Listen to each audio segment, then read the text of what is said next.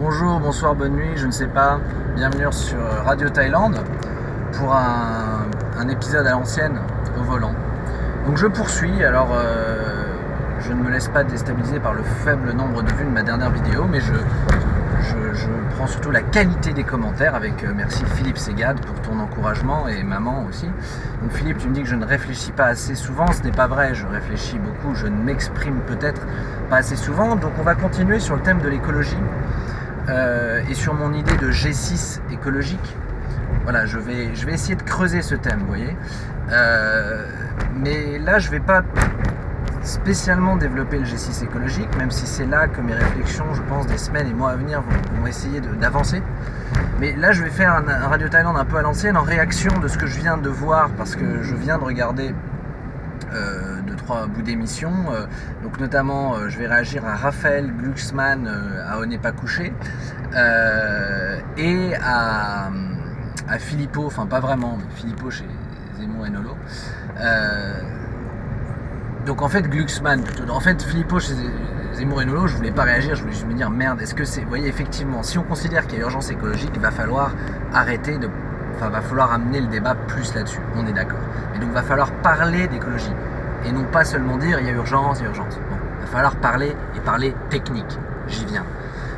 Donc juste effectivement arrêter de faire des émissions de télé où le débat c'est l'écart de la ligne entre Philippot et Le Pen, vous voyez les lignes politiques entre... Enfin voilà, parler de politique politicienne, faut arrêter, c'est une maladie qu'on a en France, quoi. Donc, on occupe l'espace, on se donne l'impression d'être intelligent et utile en parlant de ces trucs-là, mais bon Dieu, effectivement, la maison brûle, on regarde ailleurs, Chirac l'a dit il y a peut-être pas loin de 20 ans maintenant, peut-être 15 ans, mais bon, on regarde toujours ailleurs, quoi. Donc ça, il va falloir arrêter. Donc c'est effectivement, après avoir vu ce bout de vidéo, je me disais, mais oulala, faut pas que ce soit ça, les émissions politiques. Vous voyez, les émissions politiques aujourd'hui, on va effectivement parler d'écologie, mais technique. Et c'est là que j'enchaîne sur Glucksmann, parce que Glucksmann est très gentil, il est très élégant, il est très sympathique, mais donc ce que nous dit Glucksmann en substance, bon, j'ai pas lu son livre, mais ce qui ressort de l'émission qui parlait de son livre et son discours résumé à lui-même, c'est en gros le débat droite-gauche, c'est plus ça qui compte, ce qui va permettre, sauf qu'il se contredit, parce qu'à un autre moment il dit que le débat droite-gauche, le fait qu'il y en ait plus, ça appauvrit le débat, bon, je passe, mais que ce qui peut transcender en gros le débat droite-gauche, c'est l'écologie, quoi. C'est que en gros, au-dessus de la droite, au-dessus de la gauche, il y a l'écologie, et que c'est ça qui doit nous amener à un projet commun. Alors, why not? Bon départ, Raphaël, mais moi aujourd'hui, je pense qu'il faut vraiment parler technique. L'écologie, c'est un sujet, plus j'y pense, plus je me rends compte qu'on est tous complètement bloqués dans ce débat. Et là, je fais référence à Gérard Darmon, qui était On n'est pas couché, et qui, quand ça parlait d'écologie, a fini par dire qu'il était fatigué, parce qu'en fait, il entendait les mêmes discours depuis 20 ans, 30 ans, et qu'on n'avance pas d'un iota. Vous voyez, on n'avance pas d'un iota sur l'écologie, en vérité. Donc il a l'impression que il est comme nous tous, il est fatigué de bah oui, je vais prendre ma douche moins longtemps, je vais éteindre la lumière, on se dit je vais faire mon petit quelque chose, on a déjà pas, moi je fais mon petit quelque chose, mais à un moment donné on a bien le sentiment que tout ça est totalement en vain et que les politiques ne font rien, et puis qu'au final on nous culpabilise, ce que disait Darmon, le sentiment d'être culpabilisé. Alors là je rebondis sur la culpabilité, c'est pas qu'il faut culpabiliser. Donc ouais, Glucksmann c'est fait, voilà, ça suffit, c'est pas tout de dire qu'il faut parler d'écologie, parlons-en. Vous voyez, c'est que pendant cette émission là, pendant 1 heure, Glucksmann était là pour défendre son projet qui sans doute est assez écologique, ça n'a pas parlé de fond, pas une seconde, sur qu'est-ce qu'on fait pour un monde durable, quelles sont les solutions, quelles sont les voies, quel est le chemin. Personne ne nous donne un début de réponse. Alors Hulot a un petit peu essayé, qu'est-ce qu'on entend, sortir des énergies fossiles. Bah oui, on a arrêté les permis d'exploitation en mer de machin, mais on voit bien la transition, le débat sur la transition énergétique est d'une pauvreté, c'est même pas qu'il y a une pauvreté, il est inexistant, abyssal, il n'existe pas. J'y viens, la transition écologique. Sur Darmon, juste sur la culpabilité, j'ai pas trop compris son truc. Enfin, si, je comprends qu'un peu, à force, on peut avoir le sentiment d'être culpable, de se sentir coupable en tant que citoyen face au dérèglement du monde, si vous voulez. Et moi, je pense pas qu'il s'agit pas de culpabiliser, mais il s'agit il s'agit, nous, citoyens, effectivement, de se remettre en question. Voilà, c'est pas culpabiliser, se remettre en question. Se remettre en question en tant que citoyen. Je m'explique. Aujourd'hui, être citoyen, ça résume un peu quand même à voter pour celui qui va vous faire payer le moins d'impôts, quoi. Hein, pourquoi je vote à gauche, pourquoi je vote à droite? Je regarde celui qui va m'offrir la vie qui me convient le plus. Hein. Qui vote vraiment par conviction de l'intérêt général, etc.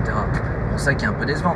Donc, effectivement, il faut réaliser qu'on change de monde. Alors, je vais refaire un petit tube. Avant, il y avait les guerres, ok? Donc, on va pas remonter à Napoléon ou aux Vikings. Mais voilà, il y a encore pas si longtemps, je serais en train de mourir dans une tranchée ou dans un camp d'extermination. Voilà. Donc, avant, il y avait les guerres. Après, on sort de la Seconde Guerre mondiale. Et là, il y a les 30 Glorieuses. Rappeler les choses, hein, et on est à la sortie de la Seconde Guerre mondiale, je vous rappelle, 2 milliards d'êtres humains sur Terre, peut-être 2,5. On comprend bien. Donc effectivement, là, il y a tout à reconstruire, on n'est pas beaucoup, c'est encore un peu les débuts finalement de l'ère pétrole, etc. Donc les 30 Glorieuses, ok. Bon, et donc à l'époque, c'était normal que le débat citoyen, vu que la vie était facile, c'était un peu qui va me donner le meilleur des trucs, etc. Bon. Aujourd'hui, il faut comprendre que, contrairement à ce que dit Glucksmann lorsqu'il dit que c'est le capitalisme qui détruit le monde, non. Ce qui détruit le monde, moi je vais vous le dire, c'est la démographie. Enfin, le danger aujourd'hui, c'est pas... Oui, c'est la démographie. On serait dans un système communiste à 9 milliards, on serait pas mieux loti. Parce que le problème, c'est 9 milliards d'êtres humains qui veulent vivre bien, qui veulent vivre selon des standards de confort qui semblent devenir maintenant universels puisque tout le monde les voit avec Internet, etc. Le problème, le fond du problème, il est là. C'est plus un débat d'organisation de société. Le débat, c'est plus...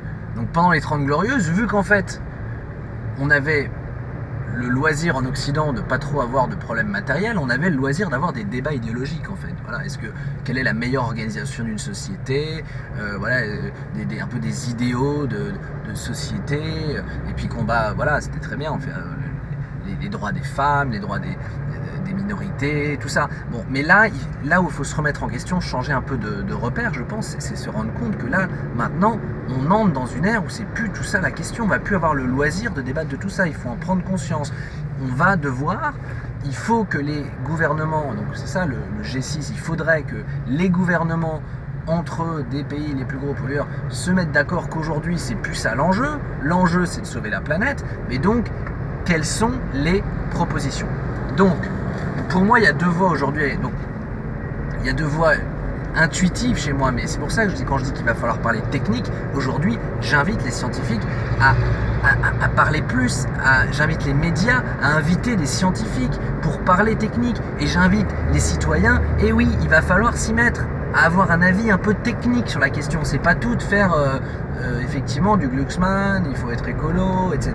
Mais tu fais comment? T'as été dans les villes combien de villes de plus de 10 millions d'habitants en Chine? Et à quoi elles ressemblent ces villes? Vous voulez pas les voir? Et l'Inde, vous voulez pas le voir? Vous voulez rester dans votre petit débat intellectuel franco-français?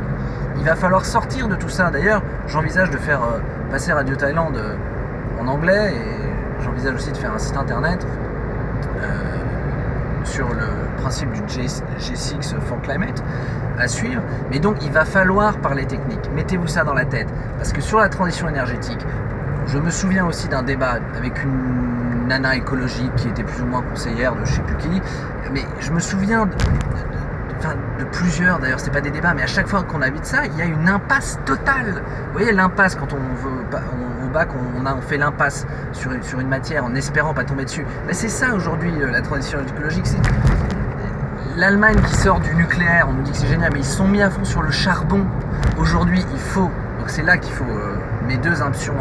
Il va falloir aujourd'hui, à moins que des scientifiques viennent m'expliquer qu'en fait t'inquiète, on a des sources d'énergie secrètes qui vont être prêtes dans 10 ans, qui vont tout révolutionner, je serais vraiment ravi de le savoir. Venez nous le dire, amis scientifiques, hein, qu'on progresse à vitesse grand V sur les performances du solaire, qui fait que oui, c'est possible d'espérer dans 10 ans un pays autonome au solaire. Venez me le dire, mais je ne crois pas que ce soit le cas aujourd'hui. Il semblerait qu'on n'arrive pas, même en faisant tout ce qu'on peut de mieux, à arriver à 10, 15, peut-être 20% des besoins d'un pays en énergie renouvelable. Donc, C'est quoi votre conclusion? Moi j'en vois que deux. C'est soit on doit aller vers un modèle de décroissance, donc voilà, il faut nous expliquer, décroître comment, qu'est-ce que ça va impliquer, et il faut que les pays les pays les plus industrialisés se mettent d'accord qu'il n'y a pas d'autre choix, qu'il va falloir décroître, donc consommer moins, voyager moins, échanger moins. Donc voilà, plus de vidéoconférences, limiter les trajets d'avion des hommes d'affaires, limiter les vacances à l'étranger, limiter les produits importés, voilà. Je vois pas, ça c'est l'option 1, la décroissance de la consommation. Ça ne veut pas dire la décroissance du cerveau, ça ne veut pas dire qu'on arrête de faire des innovations technologiques, ça ne veut pas dire qu'on va vivre dans des bottes de foin. Vous voyez, mais ça c'est une option. La décroissance, c'est la quantifier, nous dire voilà, quand je dis c'est scientifique, il va falloir qu'on quantifie, il va falloir parler de chiffres. Et il va falloir, vous citoyens, si vous vous prenez écologique, accepter qu'il va falloir faire cet effort. Vous voyez ? Parce que pour avoir un avis sur la question et pour essayer d'avancer, c'est un sujet scientifique, de peur de me répéter. C'est pas un sujet romantique comme le voudrait Glucksmann. Ou deuxième option, moi j'ai quand même encore cette chose en tête, c'est quand même de faire confiance dans une énergie nucléaire plus sûre. C'est-à-dire qu'aujourd'hui on est sur des centrales en fin de vie, on est sur des accidents de Fukushima, c'est quand même aussi la conséquence de développements nucléaires qui n'ont peut-être pas été pensés avec suffisamment de précautions, de faire des centrales sur des zones sismiques. Bon. Mais aujourd'hui, je pense, alors donc ça crée des peurs effectivement et qui deviennent un peu irrationnelles parce que forcément c'est des accidents qui sont marquants. Mais bon, comparé aux guerres d'avant, Fukushima par rapport à Hiroshima, vous voyez. Donc oui, il y a un risque le nucléaire. Mais ça c'est un vrai débat de société. Est-ce qu'on accepte? Moi aujourd'hui je vois que deux options. C'est d'accepter le nucléaire, arrêter de faire accepter les risques, mais aussi parler de l'enfouissement des déchets. Il y a des solutions qui existent pour des enfouissements vraiment ultra profonds, ultra safe, qui à un moment donné ne posent pas de problème. Il y a aussi des nouvelles générations de centrales nucléaires. Où en est la Chine sur le sujet? J'aimerais qu'on en parle. Vous voyez, j'aimerais que les médias parlent de ça. La Chine, ils sont peut-être en train d'acheter des centrales nucléaires. Combien ça représente? Nous faire des... Eh ben ouais, ce serait peut-être bien que le 20h ce soit un peu des cartes du monde avec la répartition, vous voyez, le mix énergétique d'un pays. Et c'est là qu'on se rend compte que l'Allemagne, oulala, le charbon a vachement monté, et combien chacun dégage, et qu'est-ce qui est le facteur, qu'est-ce qui fait qu'on dégage le plus, les transports, le logement, qu'est-ce qui permettrait de faire gagner le plus, l'isolation, ou arrêter le diesel, j'en sais rien moi, mais c'est que technique. Il va falloir parler technique, et faire le choix d'une décroissance assumée, et donc ça c'est quasiment un référendum. Quand je parle de G6, c'est que oui, là, à un moment donné, le patriotisme, Philippot, t'es hors sujet. Enfin, c'est anachronique aujourd'hui d'être patriote, je suis désolé. Si on prend conscience de l'enjeu écologique, si on se sent concerné par une possible extinction de la race humaine, à un moment donné, être patriote, c'est complètement anachronique. Voilà, je suis désolé. Aujourd'hui, il faut vraiment aller vers un dialogue avec la Chine, avec l'Inde, avec le Brésil, avec la Russie. Il faut faire abstraction de nos désaccords sociétaux. Dire ok, bon bah toi t'as un modèle autoritaire, moi j'ai un modèle démocratique, voilà. C'est pas le sujet, il y a plus urgent, il y a plus important. Et bien sûr, comment essayer de mettre en place un truc durable sans que ce soit l'effondrement économique, vous voyez, bien sûr qu'il va falloir, ok, toi t'as 1 milliard de gens qui ont quand même envie d'avoir un certain niveau de progrès, qu'est-ce qu'ils seraient prêts à accepter, qu'est-ce qu'ils seraient pas prêts à accepter, puisque tout le but c'est qu'est-ce que les gens seraient prêts à accepter sans que ça parte en révolte, vous comprenez bien, sans que ça parte en chaos. Donc ça, il faut que les dirigeants se mettent autour d'une table et se disent voilà, c'est quoi tes contraintes? Toi tu dois être réélu dans 5 ans, bon alors qu'est-ce qui va vraiment... Ouais, bah, on s'en fout là, tu vois. Le gars qui va être réélu dans 5 ans, moi je préfère parler au dirigeant chinois qui dit moi je raisonne à 30 ans, donc là moi ma vraie souci dans 30 ans c'est ça. Peut-être, et je l'avais je crois dit dans la dernière vidéo, que la démocratie va s'avérer incompatible avec la gestion d'un enjeu d'une telle importance qu'est l'écologie. Voilà, donc j'aimerais passer plus de temps, je vais essayer à regarder un peu plus des chiffres pour essayer de vous en donner quelques-uns justement sur les mix énergétiques de la Chine, de l'Inde, de la Russie, sur quels sont, c'est ça mon truc à moi, ma préoccupation, qu'est-ce qui pèse le plus et qu'est-ce qui est prioritaire. Et j'invite les gens à se mettre ça en tête. alors je me répète, mais je vais finir parce que ça va faire un long épisode, mais c'est que l'écologie, c'est scientifique, c'est technique, c'est pas glamour, va falloir accepter ça, et que effectivement sauver la planète, c'est aussi certainement plus d'efforts que de... Il va falloir, c'est plus juste de je vote qui va me filer le plus facile. Non.